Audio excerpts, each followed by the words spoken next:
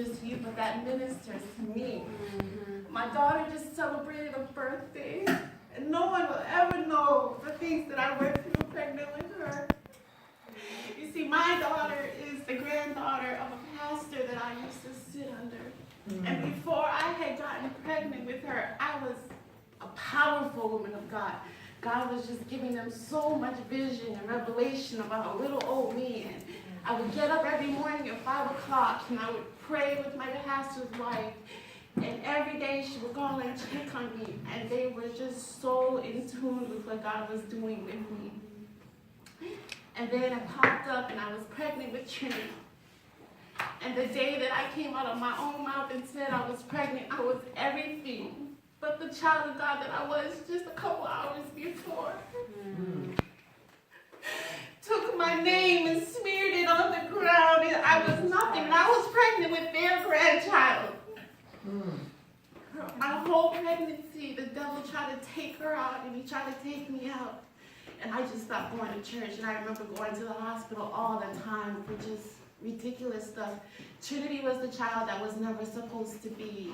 I was never supposed to make it out of my first trimester. In my second trimester, I had to go on bed rest. And I was already a single mother with my son.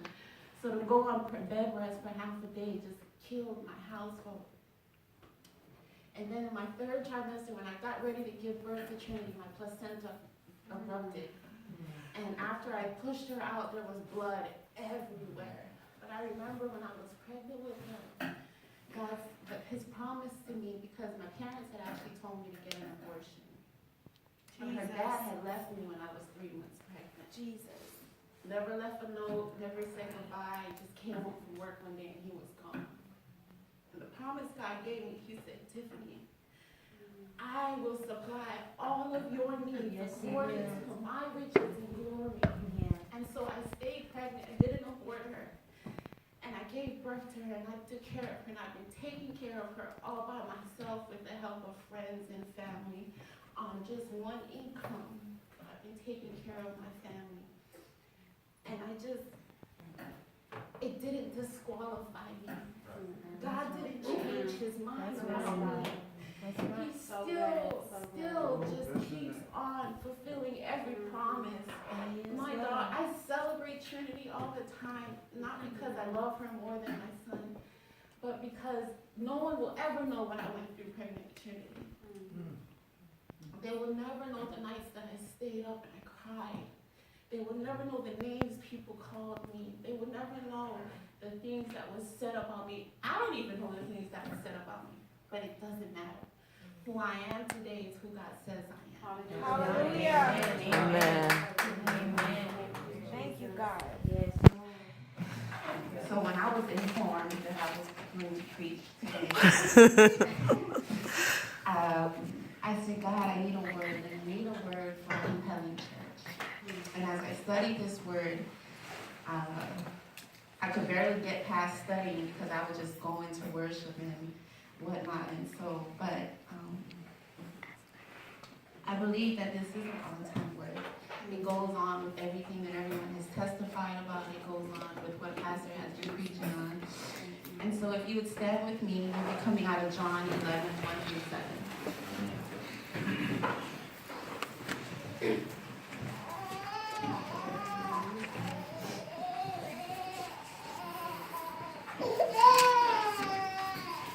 And so it reads, now a man named Lazarus was sick. He was from Bethany, the village of Mary and her sister Martha. This Mary, whose brother Lazarus now lay sick, was the same one who poured perfume on the Lord and wiped his feet with her hair. So the sisters sent word to Jesus, Lord, the one you love is sick. When he heard this, Jesus said, this sickness will not end in death. No, it is for God's glory, so that God's Son may be glorified through it. Now Jesus loved Martha and her sister and Lazarus. So when he heard that Lazarus was sick, he stayed where he was 2 more days. And then he said to his disciples, let us go back to Judea. You may have a seat. So today I want to submit to you that my seasons are determined by my purpose and not by time. So if my seasons are determined by my purpose and not by time, how do I discern the season? And I want to use as a title today, Keep Calm, You're Not Going to Miss It. All right. Their first reaction to Lazarus dying or to Lazarus being sick was to send for the Lord. So when something happens in your life, what is your first response? Is it to get up and call your mama? Or do you get on your knees and you seek the Lord? The first thing they did was seek the Lord. And he said, the one who you love. Yes. You see, when you're gifted, and we're all gifted and we all have purpose, we have to learn that everyone should have access to our gifts, but everyone can't have access to who I really am. Because even Jesus had a circle in the circle. Okay? And so they said, Jesus, the one that you love, is sick. Yes. What has God said concerning your situation? And after he said what he said, are you looking to God and not at your circumstances? Because a lot of times we can look at our circumstances and it'll determine how we feel about the situation. But if we look to God, God who is bigger than our circumstances, and we'll know that he'll see us through to the end. Yeah. Yes. Jesus said, this sickness will not end in death. No, it is for God's glory, so that God's Son may be glorified through it. It was necessary for Lazarus to die. When we think about God, God knows our end result. And so because he knows the end result, the things that sway us don't sway him. And he's a sovereign God, so he's not changing his mind about what the end is going to be. And so there was a progression. And so there were 7 miracles that Jesus performed before he was crucified. Lazarus dying was the 7th miracle. So there was a progression. I remember a couple weeks ago I was talking to Storm and I said, Storm, what was the significance of Jesus saying Lazarus get up? And she was like, because it was for him. And that's right. Because God calls us by name. And so there was a purpose, there was a significance of everything that was happening in that time and in that season. So Jesus took 2 days to get there. And a lot of times when things happen, our reaction, or my reaction, is to get up and do something. Because I'm a doer. I don't like to sit. I don't like to wait. Patience is probably low at the fruit of the spirit that I possess.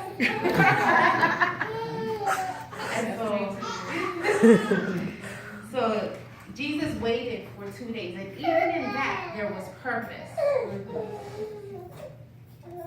So if I do what God tells me to do, when he tells me to do it, and how he tells me to do it, I will get God results because there was a purpose in everything that happened in that whole scenario. So verse 8 reads, but Rabbi, they said, a short while ago the Jews there tried to stone you, and yet you are going back. God is not scared. All right. During that time, they were looking for him. But he said, I'm going to go because there was a purpose in him going and being there at that specific place in that specific time. And so if I do what God tells me to do when he tells me to do it, a lot of people would have been upset that he took 2 days to get there. A lot of people were confused because before in the scriptures, if you just speak a word, I know it'll be done. But God said, I will wait. I'm going to wait. Okay? So Jesus answered, are there not 12 hours of daylight? Anyone who walks in the daytime will not stumble, for they see by this world's light. So we see in the natural, but Jesus came there with purpose and destiny, and he wasn't swayed by what was going on here. He wasn't swayed about the light or the darkness. He knew what he was there to do. Do you know what you're here to do? And are you doing it the way he told you to do it? Are you doing it your way? All right. It is when a person walks at night that they stumble, for they have no light. After he had said this, he went on to tell them, our friend Lazarus has fallen asleep, but I'm going there to wake him up. So even though Mary and Martha knew he was dead, he said he's just sleeping. And sometimes we tell God our problems, and God's like, you be all right. You definitely be all right because he knows the end result. His disciples replied, Lord, if he sleeps, he will get better. Jesus had been speaking of his death, but his disciples thought he meant a natural sleep. So then he told them plainly, Lazarus is dead, and for your sake I am glad I was not there, so that you may believe. There was a time that he needed to be there, and it was for his disciples to know, it was for the people that were there to know.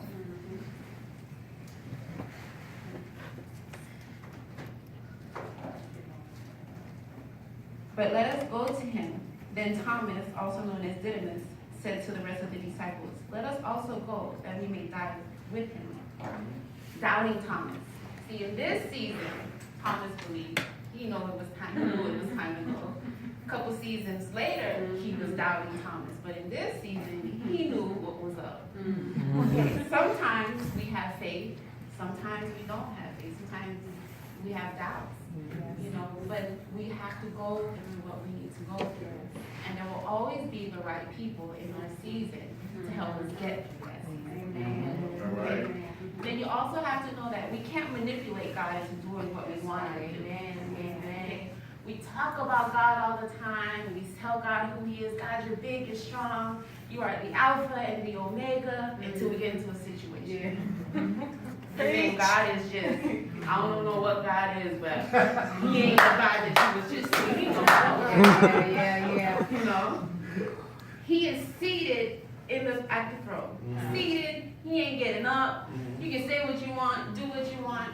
He is all knowing, all caring, all loving and everything. He ain't moving.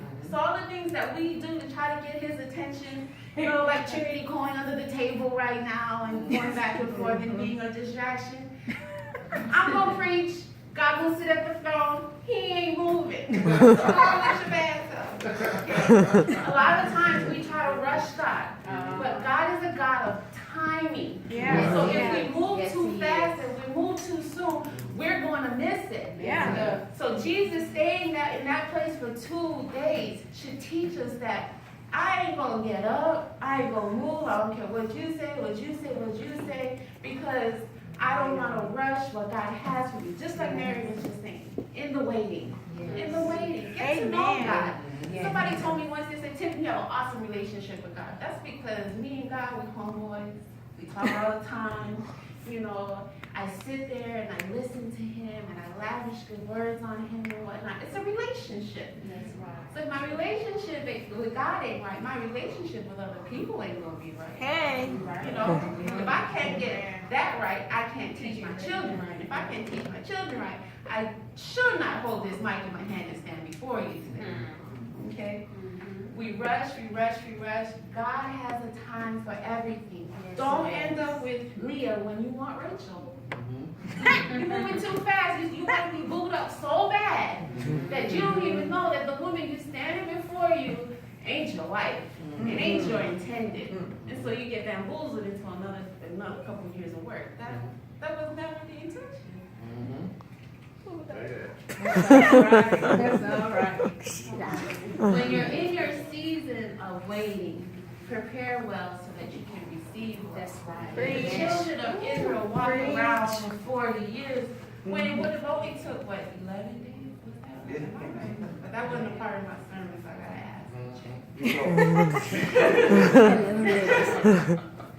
Okay, so they had to keep walking around because there were things that were on them that they couldn't take with them. They couldn't take doubt. They couldn't take fear. They couldn't take complaining. And until they got it right, they weren't going to move into their next season. So some of y'all are still in the same season because you just keep on complaining, you keep doubting, and you keep saying God is good, but you're living raggedy. That don't make no sense to me. It really don't. It's like my kids. Sometimes they love me, sometimes they don't. Sometimes I love them, sometimes I like them. So it just, back then in Jewish culture, they believed that the dead would visit the grave, I think, up to 3 days. And so there was an importance to Jesus waiting 2 days. Probably took a day for them to get there to let them know. It's going to take 2 days to get there and then another day. So by the 4th day, they believed that the body was stinking, and so you dead. So that was the purpose in waiting. It was a purpose in waiting so that not only the disciples would know and see God's glory, but all the people that were there mourning Lazarus' death would know that I am God. So when Jesus got there, he talked to Martha. Then he sent Martha in, and he went to go get, and then she went to go get Mary. He only called for Mary, but everybody that was there mourning Lazarus' death came out too. And so when God gets ready to move you into your purpose, into your destiny, to your next season, he's going to show off. He's not going to show you off. He's going to show off for his glory. Dang. Our lives are not our own.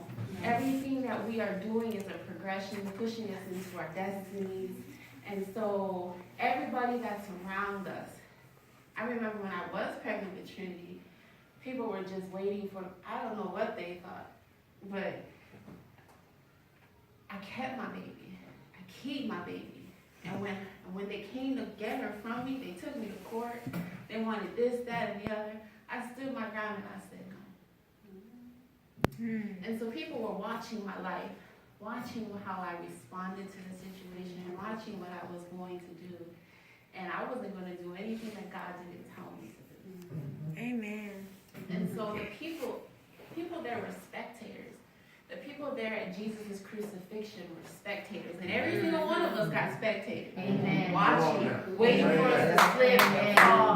And to see, is this God that she's talking about really God? She just tripping. This season she loved the Lord. Next season she gonna be back at the bar drinking. You know, we all have spectators. But you, or as we call them, you know, millennials will call them haters. But your haters should be your motivation. They gotta be your motivation to push you into your destiny. Because why would you want them to be right about you when you know better? Don't nobody know you but God and you. Can't nobody be better than you. So do you. Okay. Then Jesus said in verse 40, did I not tell you that if you believe, you will see the glory of God? Yeah. So they took away the stone. Then Jesus looked up and said, Father, I thank you that you have heard me. Yes, he acknowledged who God is. Some of us, when we get into that season, we forget to say thank you. Yeah. We talk about, oh, I did this and I did that. Jesus said, Father, I thank you, because he knew that what he was getting ready to do, he could not do in his own strength and his own power. He needed his daddy. And so he said, Father, I thank you that you have heard me. Yeah. When you pray to God, he hears you, and he hears you the first time. So you ain't got to sit there and keep on. He hears you. Yeah. So when he hears you the first time, just go ahead and thank him. Yeah. Thank you. Say, God, prepare me for what you've already prepared for me, so that when I get there, I can do what you told me to do at that season in that time. Yeah. I used to say, I understand the Lord different. But when I look at this scripture and I look at my life, I realize that I understand just exactly who God is. And he one bad brother. Yes. He really is. He is. Yes. I grew up in what was probably one of the worst streets in Hawaii. When people think about Hawaii, they think about the sand, the beaches, the beauty, the tropicals. Where I grew up, we didn't have grass, we had concrete. Yep. And when I stepped outside, you know how they make houses now, you in your neighbor's yard? That's where I was. I was outside playing on the gravel streets, playing volleyball and whatnot. We were poor. When I was 11 years old, my father got hooked on drugs, and I'm 32 now. It hasn't changed, but what I give my children, the way that we live, nobody would have ever thought that I'd get off that little concrete road.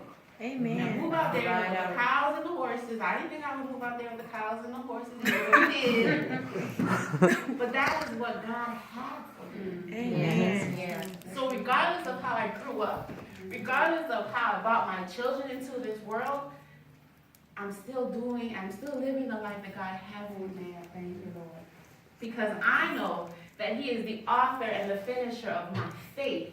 And so what he has for me, it is for me. God doesn't have an eraser editing my story. He's not surprised about the things I say. He's not surprised about the things that I do. He's not even surprised about the way that I think because I'm an out-of-the-box thinker. He knows me. And I know him. And I know that if I give him all of me, that he'll take care of all of me. Yes, God. When I got pregnant with Trinity, I became the thing that I hated the most in life was women having children by multiple men. I used to talk bad on it until I became her, and then I just had to live with it. Yeah. But I didn't stay down. Yeah. I pushed past that to show the world that regardless of your situation or what you did to yourself, because I did that. It was 2012. When you born? 2009. There were ways not to get pregnant, and I got pregnant. And it was okay. Because now when I see a single mother, now when I see people with multiple children and multiple fathers, I hope my life teaches you anything, that it ain't the end. Amen. That God still called me. God still has purpose for me, and I still have destiny. Amen. A lot of people don't get past that. Yeah. Some people kill their babies before they kill themselves, and they live in misery. But why?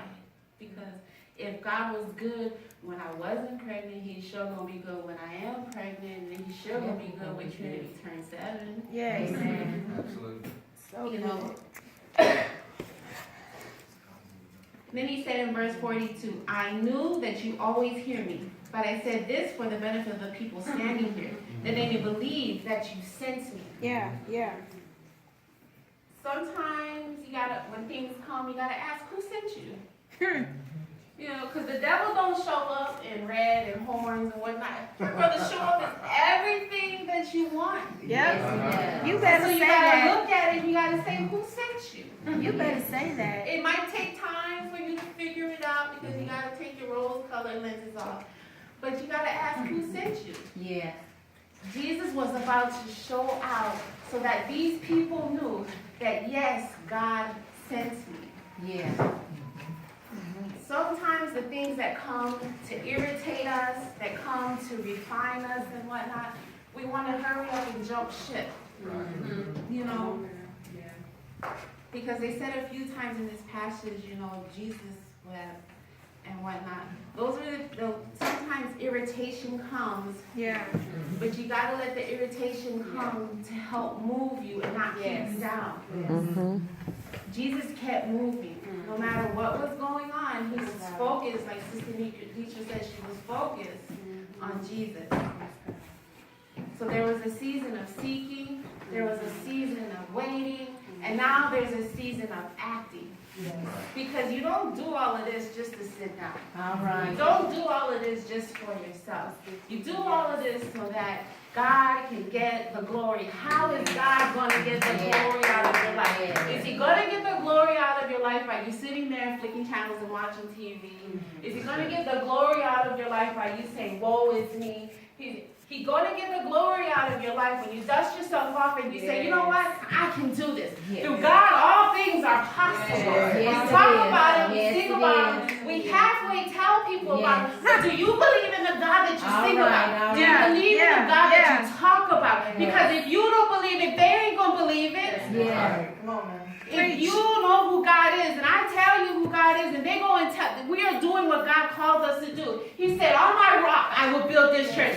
He is responsible for building the church. He told us to disciple, to make fishers of men. That is our job. He said the church should be a house of prayer. That is our job. But we're so busy doing everything else except for what he called us to do that the world is having its way. Okay. And we're letting the world determine how we feel. The world is going to be the world. But when is the church going to be the church? When is God going to get the glory out of the church? Because we're so busy being moved to and fro because of our circumstances, because of our situations. But then, when did God stop being God? When did God stop being God in your life? So somebody got sick. So somebody died. these things. Yeah. But did God stop being God because that thing happened? No. God did not stop being God because I gave birth to my daughter. He didn't stop being God because my son's father died. Because baby, when that man died, I was blessed enough to take care of not only just me, but both of my children. So that even though the fact that her father doesn't pay any child support, there's still income coming into my home that sustains all three of us. God did not stop being God because things in my life happened. Yeah, He yeah. became a greater God and a bigger God, and I didn't stop serving him because of the things that were going on in my life. I have had a very bad last couple months, but God didn't stop being God. I didn't stop coming to church. I didn't stop praising God. I didn't stop having Bible study with my children and whatnot, because he is God. Just because things ain't working out the way that I want them to work out, how I want them to work out, doesn't mean that there's nothing ahead of me that's going to bless my socks off. I know that if I just keep going, if I go a little farther, if I stay faithful and committed to the word that he's given me, then I will reap a harvest. If you don't sow seed, don't expect a harvest, but I sow seed. There was seed that I sowed in Hawaii that I reaped in Alaska, and there's seed that I sowed in Alaska that I'm reaping now that I'm in Texas. So just because I reaped it there, it didn't mean that it was going to manifest there. When he said move, I move. Right. Ludacris had a song a long time ago, when I move, you move, just like that. So when God moves, you move, and it'll work out just like that.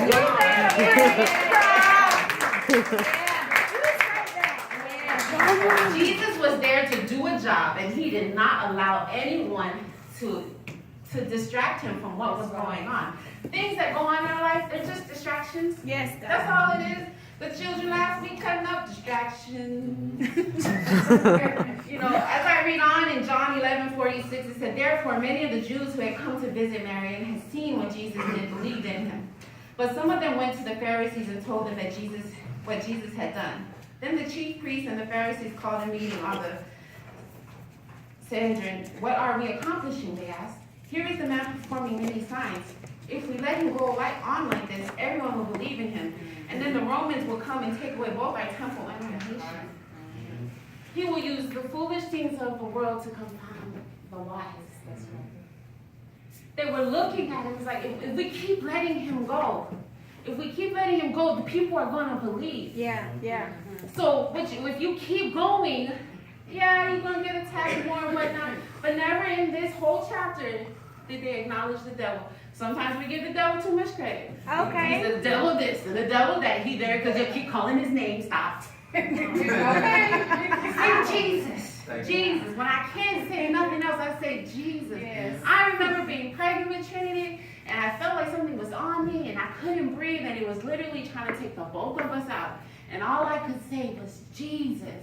And I woke up, and I just kept on going. That's all. Nowhere in Genesis chapter 1 did they, when God originally made the heaven and the earth and everything, did he even address the devil? So why we keep playing with the devil? He's there because you keep calling him. He's there because you keep giving him credit, and sometimes really it's just us. Yes. Yes. I mean, why do he's a non-factor? Is that what it is? Non-factor. Yes. Storm says unbothered. Unbothered. Unbothered. Yes. If he had acted any sooner than he did, it would not have impacted the crowd as much. That's right. Praise God. There were people that were supposed to be there so that they could run back and to give a testimony. Hey. There are people in your life who are supposed to be there so that they can run back and say, do you know what the Lord did for Storm? Yeah. Do you know that even though she has 3 children and she did this, that, and the other, Yeah. she is ministering to the youth, bringing a solid word. Yeah. There are people in your Yeah. life that's going to testify on your life. Yeah. Yeah. So let your light shine before men. Amen. The things that we go, Trinity called her grandmother the other day. Trinity, how's the weather in Alaska? I don't live in Alaska, I live in Texas. Nobody knew. Surprise. We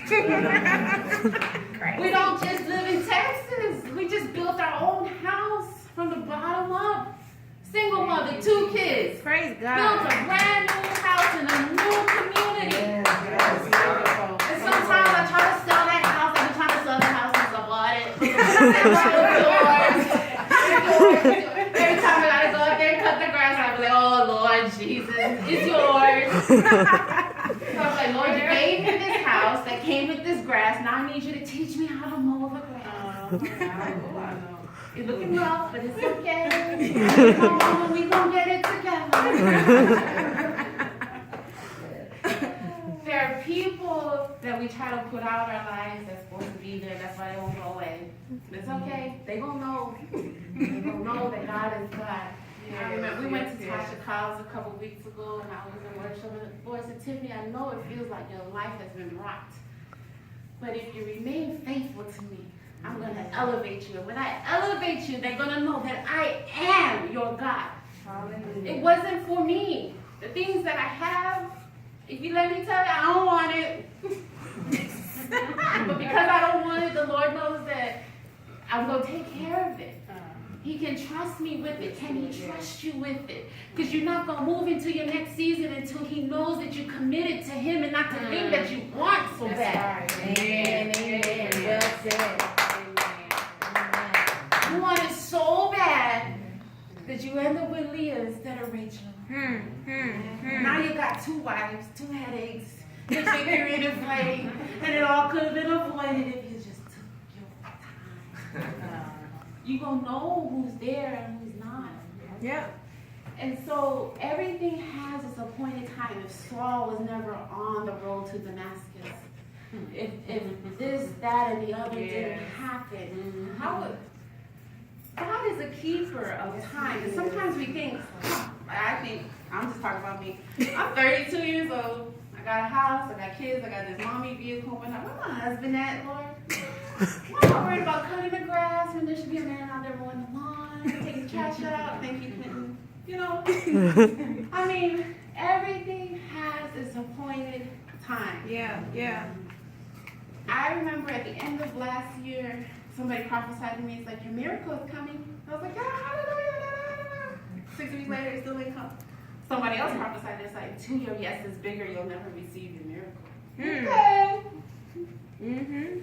So I stayed in my season of waiting, because even though I desire to have a husband I want, that ain't gonna fix the problem. Nope. God gonna fix the problem. That's right. And until Amen. my That's eyes right. is on God, That's right. no matter if this man show up or not, That's right. I ain't gonna get nothing. That's right. Because I put more value in a man than the man.